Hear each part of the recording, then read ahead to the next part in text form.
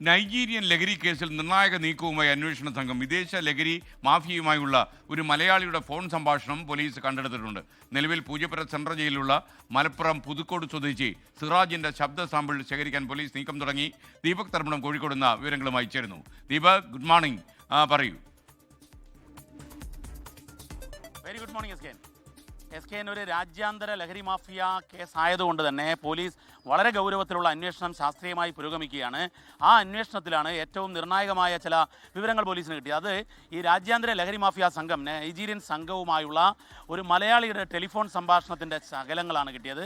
അത് സൈബർ പരിശോധനയിലാണ് കിട്ടിയത്. നൈജീരിയൻ പോലീസ് അറസ്റ്റ് ചെയ്ത നൈജീരിയൻ പ്രതികളിൽ നിന്നും ചില സൈബർ അന്വേഷണം നടത്തിയ സമയത്ത് കിട്ടിയ വിവരങ്ങളാണ്. അതിലൊരു മലയാളിയുടെ ശബ്ദ ശകലങ്ങൾ കിട്ടുന്നു.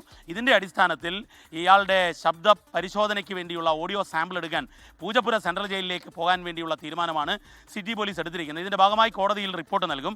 ഇതിൽ ഏറ്റവും നിർണായകമായത് ഈ നൈജീരിയൻ ലഹരി മാഫിയ സംഘത്തിന് ലോക്കൽ ലെഗുകളുണ്ട്, ലോക്കൽ ഓപ്പറേറ്റർമാരുണ്ട് എന്ന് നേരത്തെ തന്നെ പോലീസ് കണ്ടെത്തിയിരുന്നു. അതിൻ്റെ ഭാഗമായാണ് ഈ മുഹമ്മദ് സിറാജ്, അയാൾ മലപ്പുറം പുതുക്കോട് സ്വദേശിയാണ്.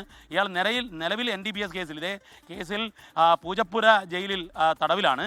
അവിടെ പോയി ഇയാളുടെ ശബ്ദ സാമ്പിൾ എടുക്കണം. അതിനു വേണ്ടിയുള്ള റിപ്പോർട്ട് പോലീസ് കോടതിയിലേക്ക് സമർപ്പിക്കും. ഇതിൽ ഏറ്റവും പ്രധാനപ്പെട്ട കാര്യം FSL ലാബ്, തിരുവനന്തപുരം FSL ലാബിലാണ് ഇതിൻ്റെ പരിശോധന നടക്കുക. മാത്രവുമല്ല, സമാനമായ നൈജീരിയൻ സംഘത്തിൻ്റെ നിരവധി സൈബർ തെളിവുകൾ പോലീസ് ഇപ്പോൾ ശേഖരിച്ചുകൊണ്ടിരിക്കുന്നു. ഇതിനോടൊപ്പം തന്നെ FRROയുടെ അന്വേഷണവും പുരോഗമിക്കുകയാണ്. SK. ദീപക് തർമ്മണം. ലോകത്തെവിടെയായാലും ഏത് സമയത്തും 24 വാർത്തകളും ഓഗ്മെന്റഡ് റിയാലിറ്റി പാക്കേജുകളും എക്സ്പ്ലെയിനറുകളും വിശദമായി കാണാൻ ഞങ്ങളുടെ YouTube ചാനൽ നിങ്ങൾക്ക് സബ്സ്ക്രൈബ് ചെയ്യാം.